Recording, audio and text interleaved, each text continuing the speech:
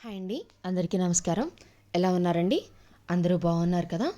ఎప్పట్లానే ఈవేళ కూడా మంచి కథ ఆకాశవాణి కథామాలికకి స్వాగతం. నేను మీ అర్చన. ఈ కథ స్వచ్ఛమైన అచ్చ తెలుగు కదండి. మన తెలుగింటి కుటుంబాన్ని కూడా తలపించేలాగా ఓ మంచి కథ. ఒక్క ఇంగ్లీష్ పదం కూడా వాడకుండా రాసిన కథండి. వినేద్దామా? ఆ వీధిలోకి నడిచి పరందామయ్య గారి ఇల్లు ఎక్కడా అని ఎవరిని అడిగినా అదిగో ఆ గచ్చకాయ రంగు 4 ఇళ్ల లోగిలి అని చూపెడతారు. ఆ వీధిలో ఉన్న అన్ని ఇళ్లలోనూ 4 ఇళ్ల లోగిలి పరందామయ్య గారిదే. కింద 4 గదులు, మిద్దె మీద 4 గదులు, లంకంతిల్లు. పరందామయ్య గారికి గంపెడు సంతానం. ఇంటి నిండా తామర తంపరగా మనుషులు. 4 కూతుళ్ళు, 4 కోడళ్ళు, ఇంకా పెళ్ళికున్న 2 కూతుళ్ళు, 25 మంది మనవలతో ఆ ఇల్లు ఎప్పుడూ కొమ్మ కొమ్మకు చిలకలు వాలిన చెట్టులా కిలకిలలాడుతూ ఉంటుంది. పండగకు పెళ్ళైన 3 కూతుళ్ళు పుట్టింటికొస్తే మరింత సందడి. ఆ ఏడు భోగికి ఒకరోజు ముందే 3 కూతుళ్ళు, అల్లుళ్ళు మనవలతో వచ్చేశారు. 3 కూతుళ్ళు ఒకేసారి పుట్టింటికి రావడం అదే మొదటిసారి. ప్రతి పండగకి ఒకరికి కుదిరితే మరొకరికి కుదిరేది కాదు. కానీ ఈసారి అందరికీ కుదిరింది. ఇంకేం, ఆ ఇంట్లో ఒకటే సందడి. సంక్రాంతి రోజు ముత్తైదులను పేరంటానికి పిలిచి వాయినాలు ఇవ్వడం ఎప్పటినుంచో పరందామయ్య గారి భార్య గౌరీదేవమ్మకు అలవాటు. మిగిలిన పనులన్నీ కోడళ్ళు కూతుర్లు పంచుకున్నా సంక్రాంతికి ఇవ్వవలసిన వాయినాలకి శనగలు నానబెట్టడం మాత్రం గౌరీదేవమ్మ గారి పనే. భోగినాడు సాయంత్రం ఆ పనిలోనే తలమునకలై ఉన్నారు గౌరీదేవమ్మ గారు. ఈ వయసులో మీకెందుకు అత్తయ్య గారు అంత శ్రమ? మేము చూసుకుంటాంగా ఆ శనగల పని అని కోడళ్ళు అన్నా ఆవిడ వినిపించుకోలేదు. ఉసేయ్, ఈ శనగల నిండా మట్టిబెడ్డలు రాళ్ళును, వీటిని శుభ్రంగా కడిగి గాలించకపోతే అలానే ఉండిపోతాయి. శుభమాని వాయినాలిస్తూ రాళ్ళున్న శనగలు ఇవ్వడం మంచిది కాదర్రా అన్నారు సగం బోసి నోటితో హాయిగా నవ్వుతూ. ఒక కుంచెడు శనగలు పెద్ద గంగాళంలో పోసి చారడేసి శనగలు తీసి ముమ్మారు గాలించి పక్కనున్న మేదరబుట్టలో వేసి శనగలన్నీ గాలించడం అయ్యాక మళ్ళా ఆ గంగాళంలో పోసి గంగాళం నిండా నీళ్లు పోశారావిడ. ఆ పైన శనగలు నానబెట్టిన నీళ్లలో దోసెడు పసుపు వేసి నీళ్లని బాగా కలిపారు. ముందు రోజు సాయంత్రం గంగాళంలో సగానికి ఉన్న శనగలు సంక్రాంతి ఉదయానికి పచ్చగా కళకళలాడుతూ ఉబ్బిపోయి గంగాళం నిండా నిండాయి. నానిన ఆ శనగల్లో నీళ్లను వడగట్టడానికి మళ్ళా మేదరబుట్టలో పోశారావిడ.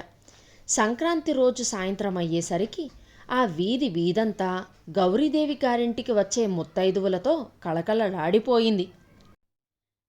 కొందరు కంచిపట్టు చీరలు కడితే కొందరు ఉప్పాడ జరీ చీరలు కట్టారు. కన్నిపిల్లలు జరి అంచు పరికిణీలను ఓ చేత్తో సుతారంగా ఎత్తి పట్టుకొని గాలికి రెపరెపలాడుతున్న ఓణీలను నడుం చుట్టూ తిప్పి పరికిణీల్లోకి దోపి వయ్యారంగా నడుస్తూ వస్తున్నారు. గౌరీదేవమ్మ గారి సావిడి గదిలో పరిచిన ఏతాకు చాపలన్నీ ముత్తైదువులతో కళకళలాడాయి.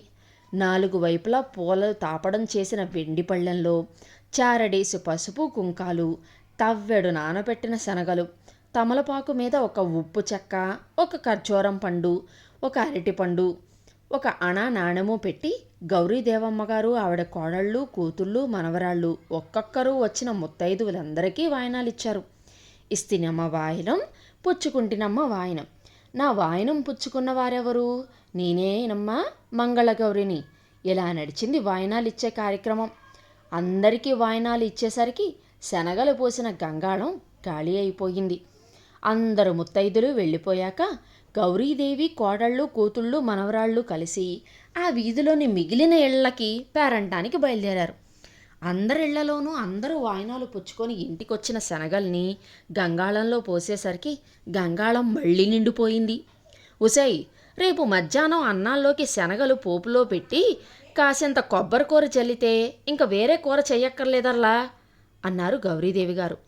అంతకంటే ఇంకేం కావాలి అనుకున్నారు కోడళ్ళు. మర్నాడు మధ్యాహ్నం గుమ్మడికాయ పులుసులో పోపేసిన శనగలు నంచుకొని తింటూ లొట్టలు వేశారు ఇంటెల్లపాది. ఎంత చేసినా 3వ వంతు శనగలే ఖర్చయ్యాయర్రా. రాత్రికి చక్క ఈ శనగల్ని కరకరలాడేట్లు వేయించుకుందాం అన్నారు గౌరీదేవి గారు. మళ్ళా శనగలా అన్నారు మగాళ్ళు పిల్లలు ఆ రాత్రి. కానీ కారం కారంగా కరకరలాడుతున్న శనగలు నోట్లో వేసుకున్నాక మరో మాట లేకుండా తినేశారు. పిల్లలైతే మారు వేయించుకున్నారు కూడాను.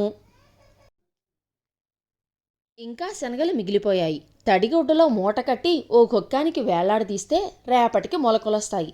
రేపు మధ్యాహ్నం వంకాయ ముద్దకూరలో అవి వేసేద్దాం అన్నారు గౌరీదేవి గారు ఆ రాత్రి.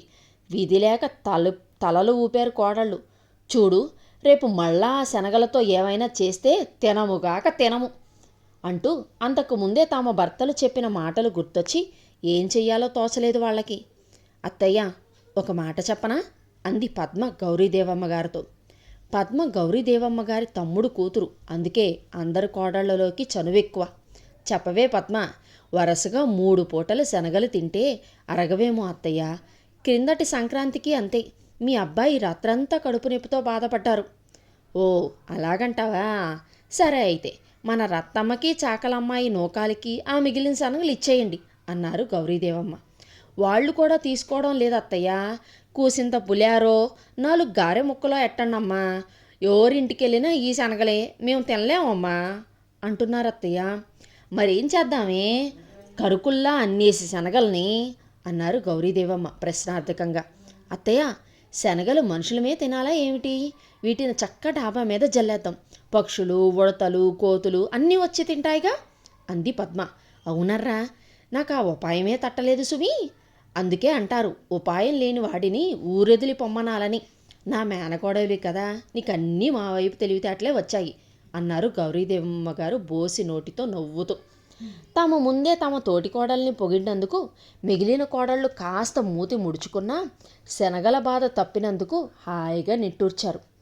ముక్కనుమనాడు తెల్లారుజామున పరందామయ్య గారి మిద్దె పక్షుల కోవకోవలతో కళకళలాడిపోయింది.